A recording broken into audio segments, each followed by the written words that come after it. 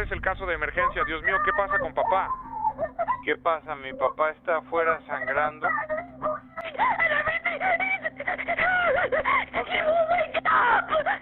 Isabela encontró a Fabio Cimentilli apuñalado varias veces.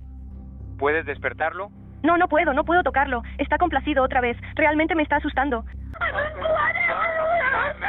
¿Sabes qué pasó? No, acabo de llegar a casa de la escuela. Hay sangre por todas partes. Escucha, sí tuve ayuda en esto. Papá, por favor, papá. No, ya me detuve. Estoy temblando. Lo estoy sacudiendo. Este caso es único.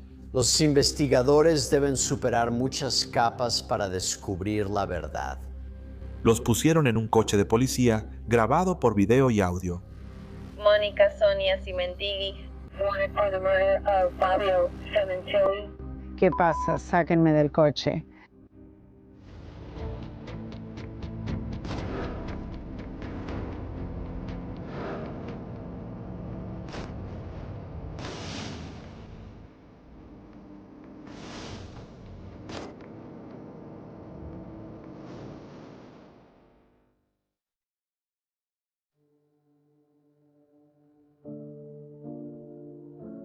Woodland Hills es una comunidad suburbana tranquila, ubicada en el Valle de San Fernando, entre las montañas de Santa Mónica y Los Ángeles.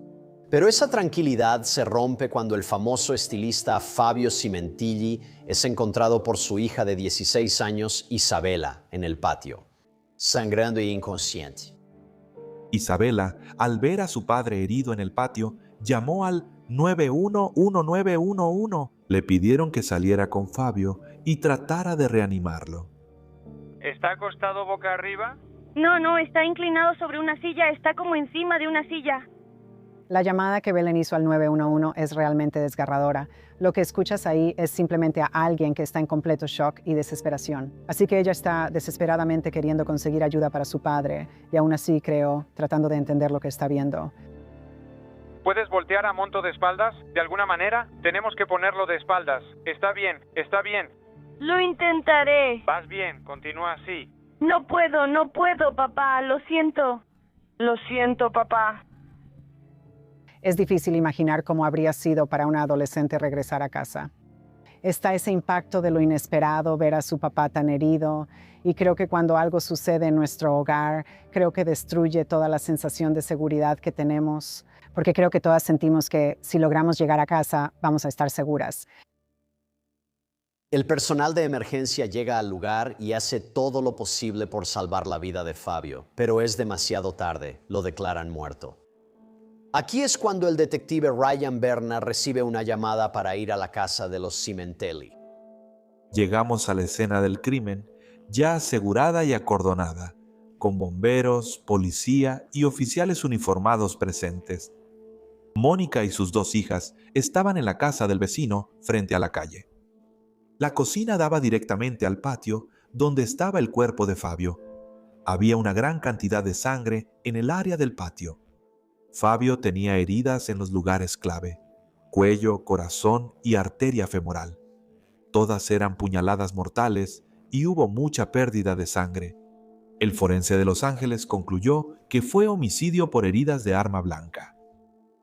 Ahora, según todos los testimonios, Fabio Cimentelli es muy querido por sus clientes, sus amigos y su familia. La policía debe investigar su pasado para descubrir quién quería matarlo tanto. Fabio Cimentilli era ejecutivo en la empresa Wella. Estaban bajo el paraguas de Procter y Gamble. Él era un influencer dentro de su grupo de estilistas. Era muy conocido por peinar el cabello de celebridades de la lista A de Hollywood. No solo era la celebridad que peinaba a personas famosas como Jennifer López o Jackie Chan. Fue un esposo devoto y padre dedicado de 3 hijos. Luigi, de un matrimonio anterior, y 2 hijas, Jessica y Bella, con su esposa Mónica.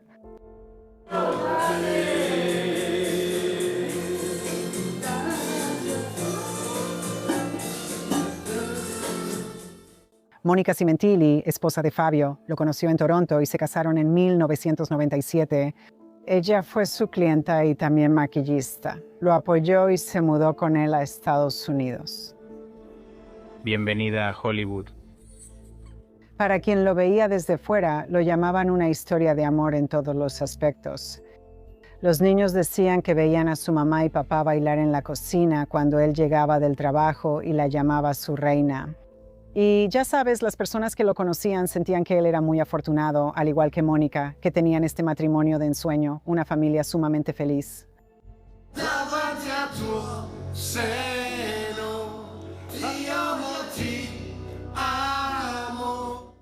Ellos se preparaban, semanas antes de su asesinato, para celebrar su 20º aniversario de bodas. Los detectives entrevistan a Mónica, esposa de Fabio, y a sus hijas Jessica e Isabela en casa de los vecinos. Esas entrevistas fueron principalmente para establecer qué habían hecho ese día y el periodo de tiempo alrededor de ese momento, para averiguar. ¿Su papá tenía algún tipo de enemigos? ¿Había alguien, ya sabes, rondando la casa, que no debería haber estado ahí? Al entrevistar a Mónica, respondió que Fabio no tenía enemigos ni problemas. Era un buen tipo. Nada más.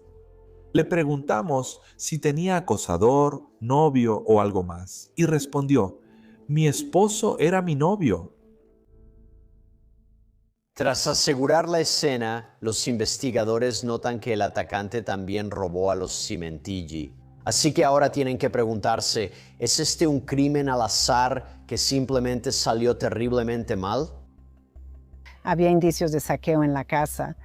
Mónica dijo que pensaba que podría faltar algo de joyería. Ella pensó que tal vez faltaban $11,000 que estaban desaparecidos. Parte de la evidencia que se encontró, en realidad, eran cosas que no se hallaron. Definitivamente, había un sistema de cámaras dentro de la casa. Cámaras que estaban colocadas afuera de la residencia. Descubrimos que la caja debía estar en el garaje, pero ya no estaba. Donde estaba ubicado ese DVR era en un gabinete alto, cerca de la puerta de entrada del garaje a la casa. Vimos los cables colgando de la pared. Mónica dijo que solo Fabio sabía cómo acceder a él. Ella desconocía todo sobre eso y cómo funcionaba. Hoy en día casi todos tienen cámaras de seguridad, por lo que los investigadores buscaron grabaciones del atacante en el vecindario. Uno de los vecinos captó algo en su sistema de seguridad. Estas dos figuras parecían hombres que corrían por la calle aproximadamente a la misma hora. Vemos a ambos corriendo hacia la residencia. Antes del asesinato, los sospechosos usaban sudaderas con capucha ajustada, dejando solo un pequeño agujero para no exponerse. No se puede ver mucho de la persona real, aparte de la ropa. Y estos tipos están corriendo con intención, no están trotando. Según el video, estos serían nuestros sospechosos. Otro momento grabado por la cámara también llama la atención de los investigadores. Vemos a esa persona con una sudadera verde con capucha distintiva de nuevo, después de que ocurre el asesinato, alejándose del lugar en un vehículo. Y el Porsche 911 negro de Fabio Cimentilli. Con las grabaciones del vecino, los investigadores determinaron que los asesinos tardaron solo 7 minutos en atacar. Fabio saquea la casa y huye de la escena en su Porsche. El tiempo que tardaron en cometer el crimen nos hizo pensar que había un plan para matar a Fabio Cimentilli y para que pareciera que hubo un robo. Y, como sucede en la mayoría de los homicidios, el cuerpo de Fabio proporciona otra pista a los investigadores. En incidentes con arma blanca suelen verse heridas defensivas, como cuando alguien levanta las manos para detener un ataque y es cortado. No había nada en Fabio, así que definitivamente parecía ser un ataque sorpresa. La escena del crimen revela mucho a los investigadores sobre lo que ocurrió durante y después del asesinato. En la cocina había sangre transferida, huellas de zapatos ensangrentadas y gotas de sangre. Estas últimas nos llamaron la atención. Parecían haber sido salpicadas, como si alguien hubiera caminado por ahí con una parte del cuerpo herida y estuviera sangrando.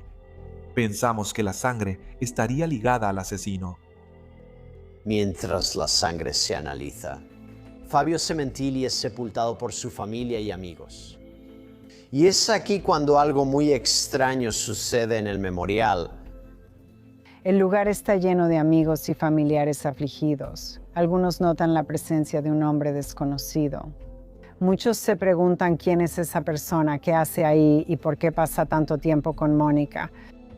Uno de los amigos de Mónica y Fabio estaba ahí y vio a una persona que no reconoció. Ella terminó tomando algunas fotografías de esta persona y nos las envió. El hombre misterioso en el servicio también tenía una venda en el dedo.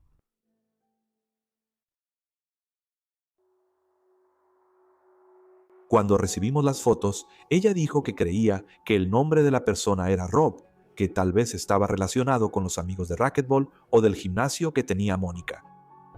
La policía logró identificar a quién asistió al servicio conmemorativo. Roberto Baker era instructor de racquetball de Mónica Cementelli y sus amigas.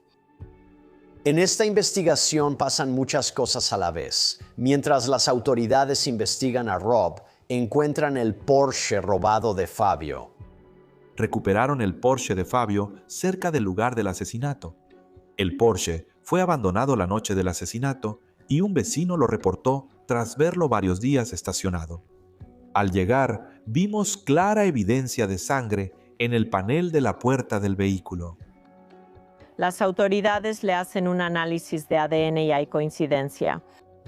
Esa coincidencia fue con Roberto Baker, quien también estuvo en el servicio de Fabio. La sangre principal de Rob Baker estaba en el Porsche.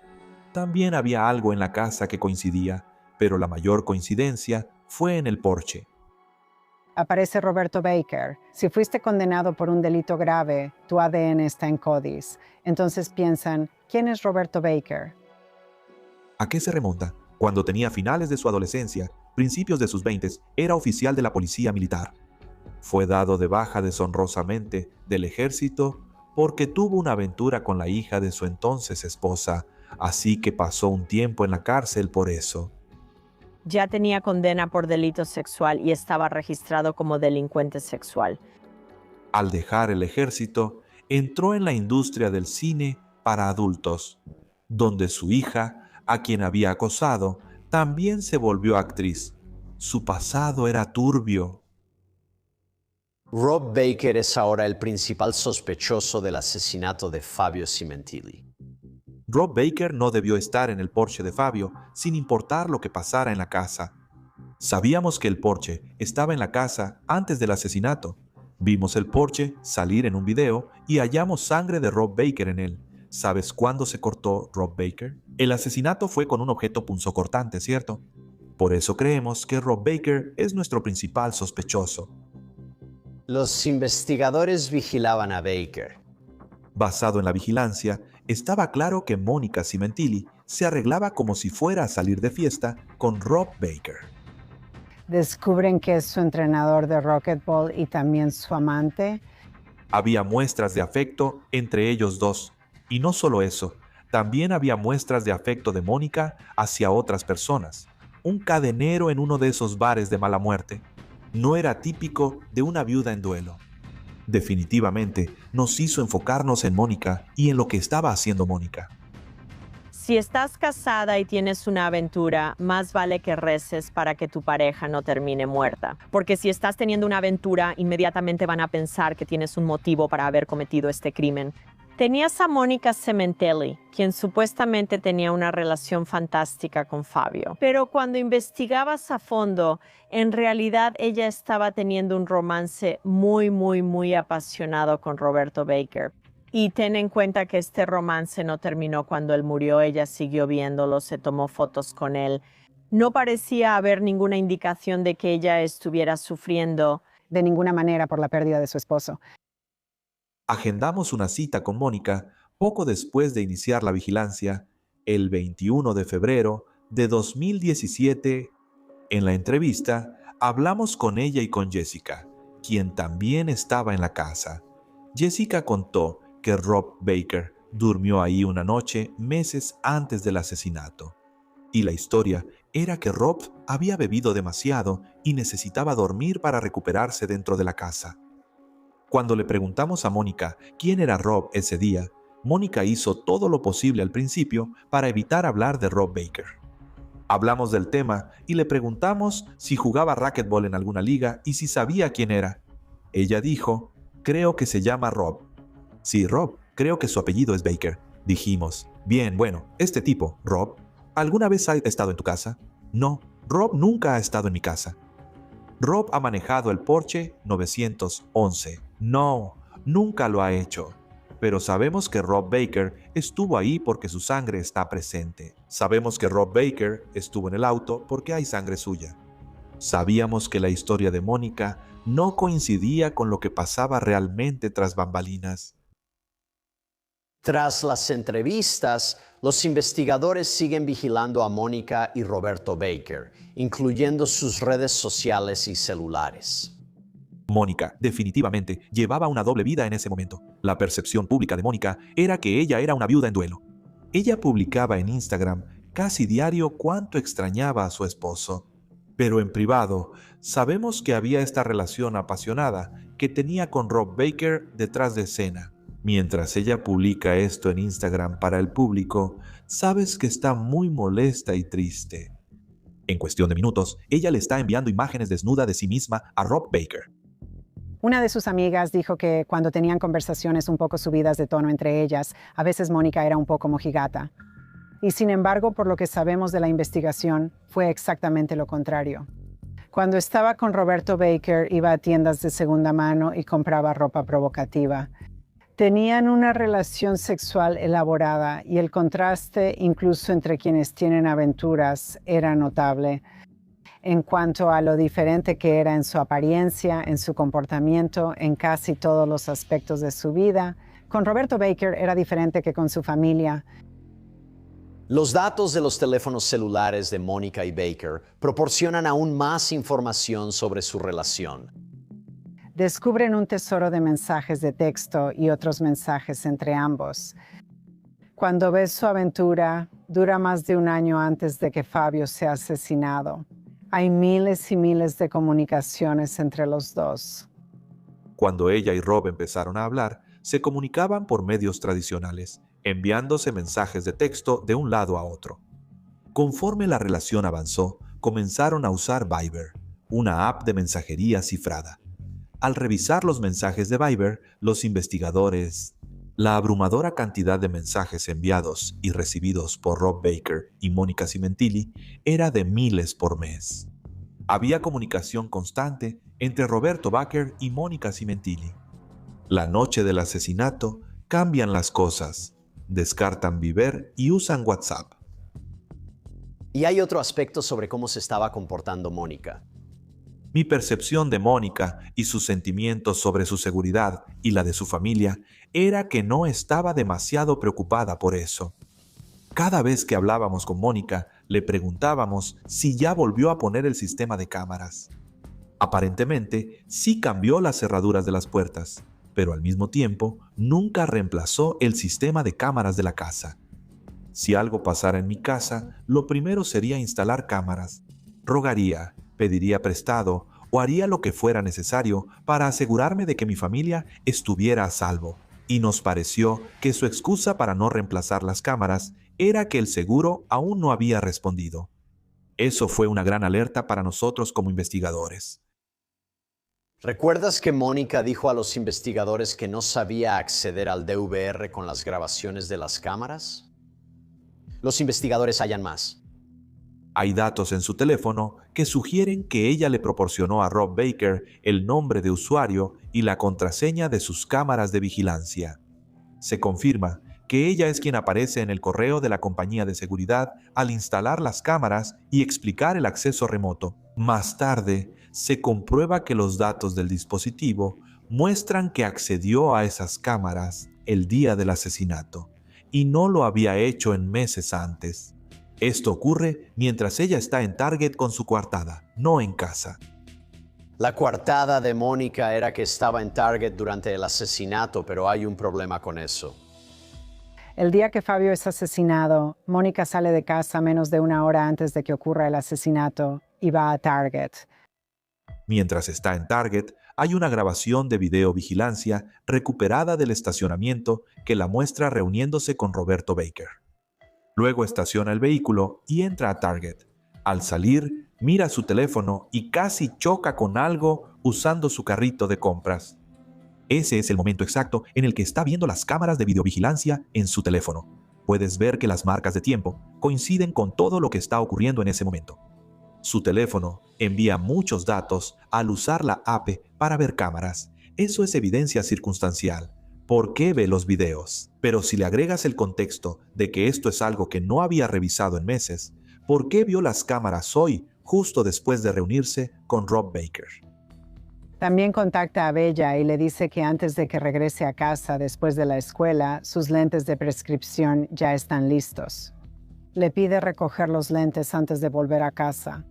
Creo que esto es una forma clara de retrasar que su hija llegue a casa. Así que Bella llega a casa aproximadamente 1 minuto después de que ocurre el asesinato, y luego Mónica llega a casa muy poco después de eso. Es una situación riesgosa. ¿Te imaginas si Bella hubiera llegado a casa? ¿También la habrían matado?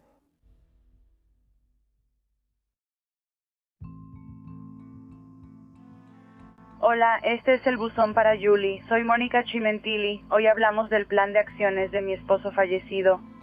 Otra cosa sobre la evidencia de comportamiento después del asesinato es lo rápido que ella empieza a enfocarse en el dinero y en la póliza de seguro de vida, y qué tan rápido podría suceder eso.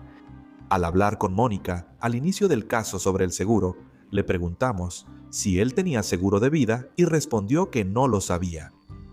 Mi abogada tiene un formulario que me enviaste, pero solo queremos saber, necesito saber, ¿soy la beneficiaria? ¿Hay una beneficiaria? ¿O de otra manera? Tenemos que ir a la corte y no sé cuáles son los siguientes pasos. Si puedes, solo avísame si sabes quién es la beneficiaria.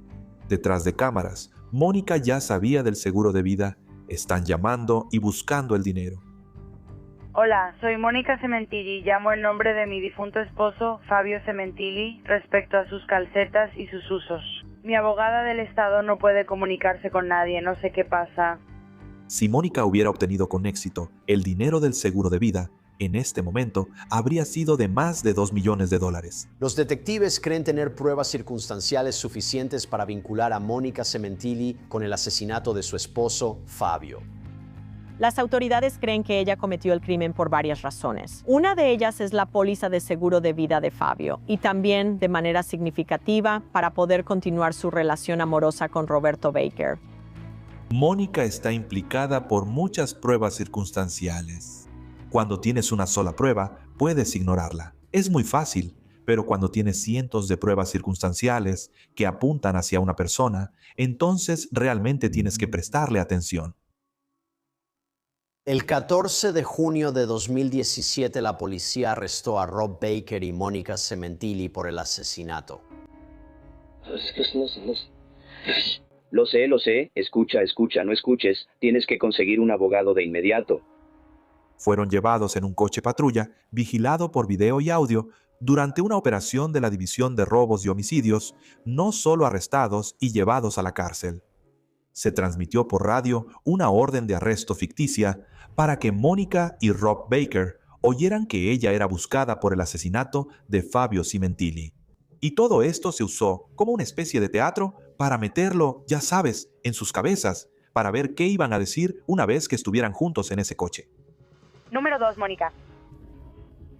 Sonia Cementilli, buscada por el caso 187, asesinato en primer grado, o el asesinato de Fabio Cementilli. ¡Qué demonios! ¡Sáquenme de aquí! ¡Qué diablos!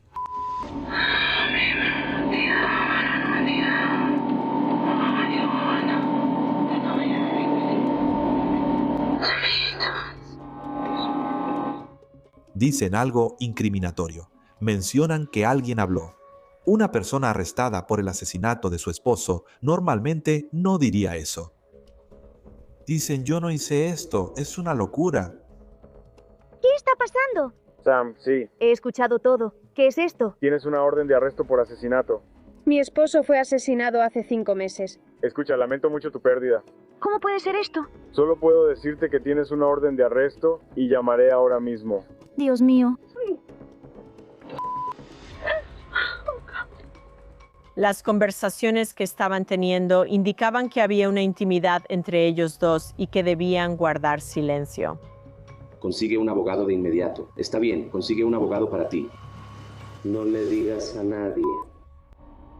The lawyer immediately. Rob Baker y Mónica Cimentilli fueron acusados de asesinato y conspiración. Tras ser llevados, los investigadores interrogan a Mónica en la estación de policía de Van Nuys. No puedo creerlo, no creo que Rob haya hecho eso. Mónica dice que no cree que Rob Baker esté implicado en el asesinato. La única otra cosa que puedo pensar. Su ADN estaría en mi casa, probablemente sea cuando le pegué en la mano y jugamos racquetball. Y me llevé la toalla a casa e incluso se la mostré a mi esposo, y él dijo, no te molestes en lavarla, yo me deshago de ella. Ella inventa una historia de que, oh sí, su sangre llegó a la casa porque estaban jugando racquetball ese día, y ella golpeó a Rob Baker con una raqueta de racquetball, lo que hizo que él sangrara. La sangre pasó a una toalla y luego probablemente llegó a la casa con ella. La historia parecía inventada antes de su arresto. Incluso con Mónica y Baker bajo custodia, los investigadores todavía idean formas ingeniosas para juntarlos y hacer que hablen. Cuando Mónica Cimentilli y Roberto Baker estaban bajo custodia y eran transportados para sus comparecencias en la corte, los colocaban en pequeñas celdas cercanas entre sí. Eran monitoreados con equipo de audio. Aguanta, amor, sé fuerte. Te necesito igual que tú a mí. Ojalá te den fianza. Nada de esto está bien para ninguno. No deberíamos estar aquí, ¿verdad? No deberíamos estar aquí. Lo sé, amigo, lo sé, cariño. Así que ya sabes, seguimos con el plan. ¿De acuerdo? Se grabaron conversaciones sobre seguir con el plan. Rob Baker en un momento dice que, si es necesario, él asumirá la culpa. Él mentirá por ella. No dejes que te mientan, nena. Me mantengo en lo que dije, lo haría, y eso es, estar contigo, apoyarte y ser tu mejor amigo. ¿Me escuchas? Sí. Está bien, nunca voy a fallarte. No lo haré, te tengo. Hubo una conversación al respecto. Durante el conteo en la cárcel, un oficial preguntó, «Oye, señorita Cimentilli», preguntando por el conteo, y que ella estaba molesta con esa persona porque necesitaban referirse a ella como señorita Baker. Ahora, también planean mucho su boda, hay cierto aire de fantasía en esto, sobre todo por la situación actual. Ellos realizan algún tipo de estimulación sexual mutua, declaran su amor el uno por el otro. Y entonces, las grabaciones que se capturan en algunas de estas conversaciones entre los dos son realmente incriminatorias y realmente demuestra la parte de conspiración desde un punto de vista legal. en una comparecencia en la cárcel, se dejó un tubo de pasta de dientes. El departamento del sheriff del condado de Los Ángeles recuperó el tubo de pasta de dientes, que contenía semen de Rob Baker. A lo largo de esta relación hay una sensación de inmadurez hasta cierto punto. Eso está bien. ¿Quieres ver el mío? ¿Segura? Está bien. No veo nada. No puedo verlo para nada. ¿Qué dice? Mónica conversa con su hija. Se recoge el cabello y muestra un tatuaje en la nuca que dice Ride or Die, del cual está orgullosa. No podías verlo, dice Ride or die. Okay, Mom. Estoy bromeando, es solo una pluma. Quiero bromear contigo. Parece que presume ante su hija. Lo que muestra es que la relación de Mónica con Roberto Baker realmente ha eclipsado todo lo demás en su vida, incluyendo su preocupación por sus hijas. Por la pandemia de COVID-19 y audiencias previas, el juicio de Mónica y Baker se retrasa 6 años. Y luego Baker hace algo que lo cambia todo. En julio de 2023, Roberto Baker admitió ante el tribunal haber asesinado a Fabio Cimentilli. Declararse abiertamente ante el tribunal es entrar a la sala sin acuerdo entre fiscalía y defensa y cambiar tu declaración a culpable.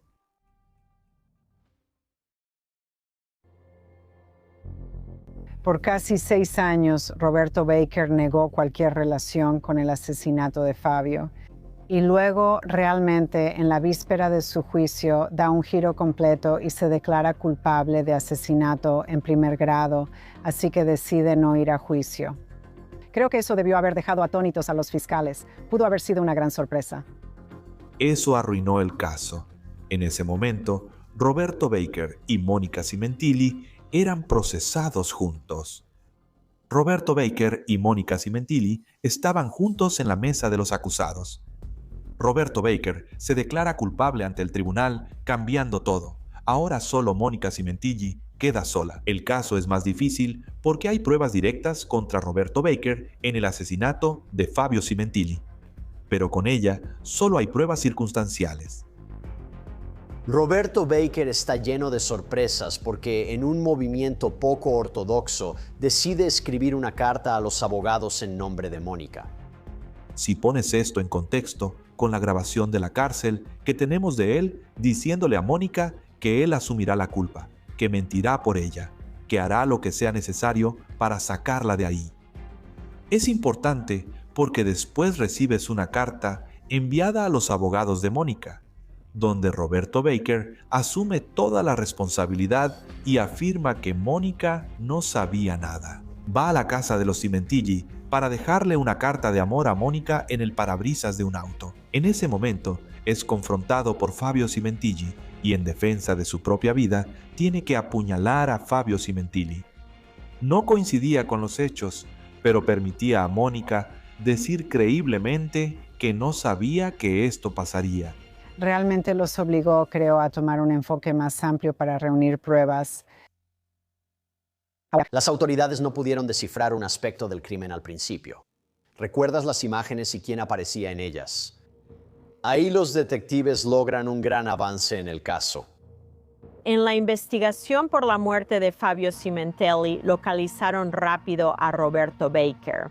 Sin embargo, al principio no tenían el nombre de la persona no identificada que estaba con Roberto Baker cuando ocurrió el asesinato. Pero antes del juicio de Mónica Cimentilli sí encontraron a esa persona. Se encontró un rastro de dinero con pagos a Cristóbal Austin. Se descubrió que Cristóbal Austin fue el segundo en correr hacia la casa y participó en el asesinato. Había registros de su vuelo de Alaska a California. Estuvo ahí el día del asesinato. Él voló a Alaska la noche del asesinato, tras viajar un día antes. Estoy muy triste de estar aquí. Lo entiendo y siendo honesto, no es la parte favorita de nuestro trabajo. No puedo decir. A veces pasan cosas, pero ya sabes, todos somos humanos. Parece que eres buen tipo. El papá de Chris Rawson y Rob Baker eran amigos. Era como un tío para Christopher Austin cuando ocurrió el asesinato, y antes de eso, Christopher admiraba a Rob Baker. Y entonces él hacía trabajos ocasionales, mandaba a Chris Rawson a recoger comida y hacer cosas, y cualquier cosa que necesitara hacerse, y Chris Rawson lo hacía. Honestamente, detective, siempre he tratado de hacer el bien y ese día fui parte de algo horrible y he llorado. Eso prueba que un solo error grave borra todo lo bueno que hayas hecho.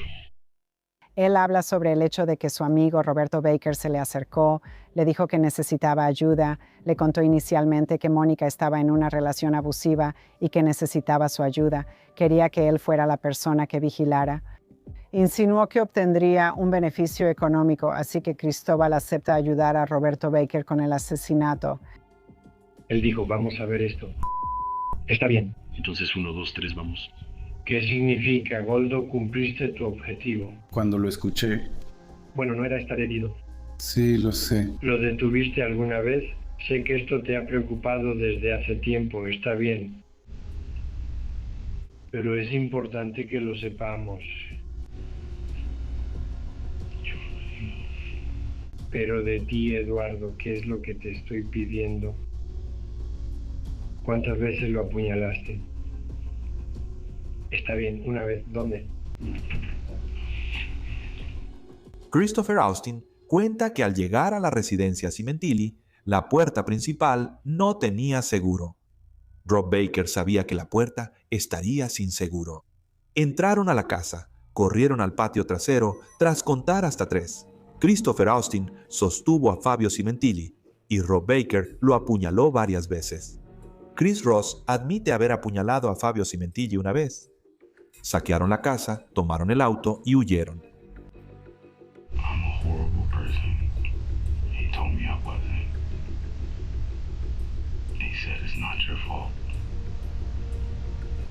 Es una persona.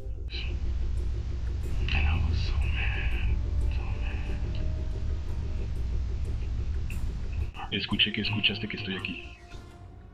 Fue arrestado, condenado y aceptó cooperar en contra de Monica Cimentelli.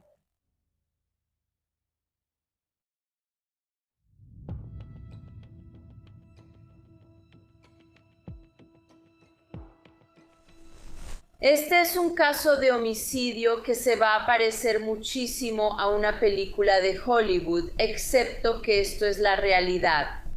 Van a aprender mucho sobre la acusada Monica Cimentilli, van a conocer sus mentiras y engaños y al final el asesinato de Fabio Cimentilli,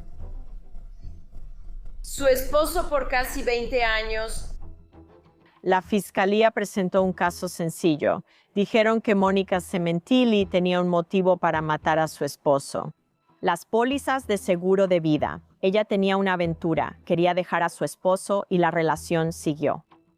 Desde el inicio de este caso, hace 7 años y medio, nunca hemos cuestionado eso. Monica Cimentilli probablemente cometió el error más fatal de su vida cuando inició una aventura con Roberto Baker. Pero eso no tiene nada que ver con que Mónica quisiera que Fabio muriera o conspirara para matarlo. La defensa argumentó que el hecho de tener una aventura no significa que estés cometiendo un asesinato. Argumentaron que Roberto Baker actuó solo, que no había pruebas que establecieran, más allá de toda duda razonable, que Monica Cimentelli estuviera involucrada. La fiscalía llama a su testigo estrella, Cristóbal Austin, al estrado y le pregunta sobre el supuesto papel de Monica Cimentelli en este asesinato. ¿Cuál era el plan? El plan era matarlo, eso me dijo Baker. Tiene mucho dinero, quiere que él desaparezca y recibirá un pago. ¿Él mencionó específicamente el dinero del seguro? Sí, lo dijo. Cuando llegue el dinero del seguro, estaremos bien, habrá mucho dinero. ¿De dónde salió eso? ¿Te dijo cómo sabía que Fabio iba a estar solo en casa? No, eso dijo. Fue un mensaje de texto. Se sobresaltó un poco. Él dijo, está solo en casa y ella dejará la puerta. Cuando dijo que ella lo hizo, ¿mencionó quién era? ¿El acusado? Al llegar a la puerta principal estaba abierta. Sí, efectivamente estaba sin seguro. Chris Rustin dijo que ya había estado en casa de los Cimentelli. Una vez fue con Robert Baker y Monica Cimentelli estaba allí. Ella les mostró la casa para que la conocieran y les dio pizza para que se sintieran cómodos. Que ella, Robert Baker y él eran parte esencial de este crimen. ¿Qué ocurrió? ¿Cuándo pasamos esa puerta? Baker le tapó la boca. Empezaron a apuñalarlo. Yo recuperé sus ojos. Yo fui quien más empezó. ¿Te llamaron y lo apuñalaste una vez? ¿Dónde pasó? ¿En el cuello? ¿Todavía estaba sentado en la silla? Sí. Christopher Austin dice que nunca habló directamente con Mónica en cuanto a que ella le diera instrucciones sobre la videovigilancia o sobre que la puerta estuviera abierta. Dijo que Roberto Baker le contó que Mónica le daba esas cosas y que vio a Roberto Baker enviarle mensajes de texto el día del asesinato. En el contrainterrogatorio, la defensa cuestiona el relato de Austin buscando fallas. ¿Sabía que el señor Baker recibió cadena perpetua sin libertad condicional? Sí. Señor. ¿Sabía que también enfrentaba eso, correcto? Sí. ¿Y usted sabía que la única manera de salvarse era testificar a favor de la fiscalía, correcto? decir la verdad. Sí. Testificar también es correcto. Sí. Entonces fue en ese momento la primera vez que usted dijo: oh, el señor Baker me dijo que Mónica Cimentilli quería que él muriera por el dinero del seguro. Justo después de que hablé con mi abogado. Sí. Correcto. Y su abogado le advirtió: si sigues así, no conseguirás ningún trato. Objeción. Señor. Me disculpo por la pregunta. Para contrarrestar el testimonio de Austin, la defensa llama al propio Roberto Baker al estrado. ¿Planeaste y ejecutaste el plan para asesinar a Fabio Cimentilli? Sí. ¿Y de hecho lo hiciste? ¿Viste a la acusada sentada aquí, Mónica Cimentilli? Sí. La conocías bien en el momento del asesinato, ¿es correcto? Sí. ¿Es justo decir que tenías una relación romántica o sexual con ella? Sí, se podría decir eso. ¿Eso es verdad? Sí. ¿Ella tuvo algo que ver con la planeación o la ejecución del plan para matar a Fabio Cimentilli? No, estás seguro. Estoy completamente seguro. ¿Ese sigue siendo tu testimonio bajo juramento hoy? Es antes del juicio de Mónica Cimentelli. Nadie sabía si Roberto Baker iba a venir a testificar, pero para sorpresa de todos, lo hizo. Y lo que él testificó fue que había cometido este crimen sin que Mónica Cimentelli lo supiera, que lo había hecho porque la quería solo para él y que iba a deshacerse de Fabio Cimentelli por él mismo, no por ella. Este es un testimonio clave para Mónica. Al ser interrogado por la defensa estaba tranquilo y cooperativo, pero cambió totalmente cuando intervino la fiscalía. Usted ha cambiado repetidamente su versión en este caso para que encaje con las pruebas, ¿correcto? Oficialmente no. No sé a qué se refiere con oficialmente, solo pregunto. Usted ha cambiado repetidamente su versión para que encaje con las pruebas en este caso, ¿correcto? ¿Me está preguntando o me está diciendo qué decir? Su señoría, en una declaración oficial, he sido honesto con usted en todo lo demás, no hay nada más. Entonces, si tuviera una conversación con el abogado defensor donde le piden que diga la verdad y usted les miente, ¿consideraría eso como algo no oficial? Cierto. ¿Está bien que ellos le pidieran decir la verdad y que usted les haya mentido varias veces? Sí, les mentí. Ya había contado muchas historias antes, así que no era creíble. Le fue difícil recordar las mentiras que dijo en el estrado y en el contrainterrogatorio se evidenció que mintió en su testimonio. La fiscalía intenta demostrar la participación de Mónica en el homicidio. Por ejemplo, presentaron al jurado grabaciones de conversaciones entre él y Roberto Baker mientras estaban bajo custodia. Ya voy contigo. Tras que me dijeron que hallaron tu ADN... Te llevaré a mí. No sé de qué hablas. Compuesto. Te veré hoy. Lo sé, pero lo diré en línea y mentiré. Mentiré para enseñarte sobre esto. Pero si en realidad... Disparé descaradamente. Sus ojos no pueden retractarse. Tomas la vida.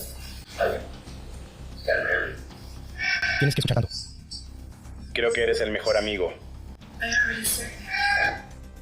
Eso es muy condenatorio, sobre todo considerando la carta escrita tras la declaración de culpabilidad de Rob Baker en este caso. Después de más de 2 meses de testimonios dramáticos, el juicio de Mónica Cimentelli entra en la etapa de alegatos finales. No estamos aquí porque sea tramposa, mentirosa u otra cosa similar. Estamos aquí. Ella es la asesina y mente maestra. La acusada no haría el trabajo sucio, ¿verdad? No mataría a Fabio. Pero ella sabía que Baker lo haría, porque es una asesina a sangre fría. No estamos aquí para decidir si Mónica Cimentilli fue una mala esposa o una adúltera. Ustedes deben decidir si ella es culpable de asesinato en primer grado. Roberto Baker y Cristóbal Austin cometieron asesinato en primer grado. Conspiraron para hacerlo, vaya que ella cometió un error estúpido. Un error que trajo a un hombre a la vida de su familia, uno con el que tendrá que vivir el resto de su vida. Y ella es culpable de muchas cosas: estupidez, duplicidad, mentir, adulterio. Pero no es culpable de asesinato. El jurado va a deliberar y enfrenta una tarea difícil: evaluar testimonios contradictorios de dos asesinos confesos. ¿A quién le creen? ¿A Christopher Austin de la Fiscalía o a Robert Baker de la Defensa? Nosotros, el jurado, en la acción mencionada anteriormente, encontramos a la acusada Mónica Cimentilli culpable del delito de asesinato en primer grado. En el mismo caso, nosotros, el jurado, en la acción mencionada anteriormente, encontramos a la acusada Mónica Cimentilli culpable del delito de conspiración para cometer asesinato. Mónica, tras ser declarada culpable, asiste a la audiencia de sentencia. Aquí, las hermanas de Fabio, Loretta y Morella presentan declaraciones de impacto a la víctima muy poderosas. El 23 de enero de 2017, mi hermano Fabio fue emboscado en su propio patio trasero y apuñalado varias veces. Una de esas heridas atravesó directamente su corazón, y la persona responsable no era un desconocido. Fue la mujer que habíamos recibido en nuestra familia por más de 20 años, su esposa Mónica. Ahora puedes llamarte señora Baker, ya que perdiste el derecho al apellido Cimentilli. El mundo ya te ve como prostituta y asesina. Arruinaste el futuro de tus hijas, les quitaste la inocencia y destruiste su seguridad. Que esto quede como un golpe en tu cara, en tu cuerpo, en tu alma podrida. Desde el día que conocí a Mónica hace más de 25 años, la respeté como a una hermana, porque mi hermano quería formar una vida con ella. Recordar duele y profundiza las heridas. Ella es completamente y absolutamente estúpida. Verla vestirse como cualquiera. Para Baker, solo un demonio manipularía la realidad para vivir 6 meses con dinero sucio. Ni en mis peores pesadillas imaginé un plan tan calculado. Mónica, eres un demonio. No puede mirarme. Hoy una cadena perpetua nos librará del dolor que nos causó. A mi hermano Fabio, ya puedes descansar. Deja que tu amor y nuestras palabras calmen tu alma. Se ha hecho justicia aquí en la tierra. Ve ahora, ve a los brazos de quienes se fueron antes que tú, nuestro padre, nuestra madre, nuestros tíos y primos. Ellos están esperando para darte la bienvenida en el abrazo eterno de Dios. Ahora estás a salvo, ya no hay sufrimiento, ya no hay miedo, solo luz, amor y paz. Después, las hijas de Mónica y Fabio exponen sus declaraciones de impacto como víctimas. Y tienes que imaginar lo conflictuadas que deben estar, considerando que son hijas tanto de la víctima como del perpetrador. En el espíritu de intentar sanar de esta situación tan horrible, me gustaría hablar sobre mis padres, cómo los recuerdo. Suelo ver videos caseros antiguos solo para oír su voz y su risa. Quiero recordar cómo se sentía tener a papá, estar envuelta en ese tipo de amor y protección. Y mi mamá, mi roca. Ahora que perdí a ambos padres, no tendré a mi papá para llevarme al altar, ni a mi mamá para ayudarme cuando sea madre. Y aún así, seguiré adelante, seguiré luchando por la justicia, por la verdad y por mi mamá. Mi nombre es Isabela, soy la hija menor de Mónica y Fabio Cimentilli. Mi mamá era la mejor, ella hacía todo por mí. Dejó su carrera y familia para apoyar a mi papá y darnos una buena vida. Mucha gente piensa que porque apoyo a mi mamá no extraño a mi papá, pero eso es falso. Pienso en mi papá todos los días. Mi papá fue la mayor pérdida de mi vida y me duele que nunca vaya a conocer esta versión de mí. A mi mamá y a mi papá los amo, los extraño y siempre los recordaré, bailando en la cocina. Después de las declaraciones de impacto de las víctimas de ambas partes, es cuando el juez dicta su sentencia. Sí considero que Fennell fue el cerebro detrás de esta conspiración para cometer asesinato. Baker no tenía la inteligencia para planear una matanza tan brutal y bien pensada. Fina no fue quien movió los hilos en esta ejecución de un ser humano. Pena condenó a su esposa a prisión sin libertad condicional. Es lujuria, ¿no? Es un pecado capital y ella cayó en eso. Es tan fácil en este mundo ser una buena persona y ella pudo haberlo hecho. Si tenía esos sentimientos de querer hacer algo fuera de su matrimonio, solo tenía que ir con Fabio y decirle, mira, creo que aquí terminé. Y eso habría sido lo fácil y lo correcto, pero ella eligió hacer esto en su lugar. Y ahora tienes una familia destruida, así que ella absolutamente merece estar en prisión por el resto de su vida.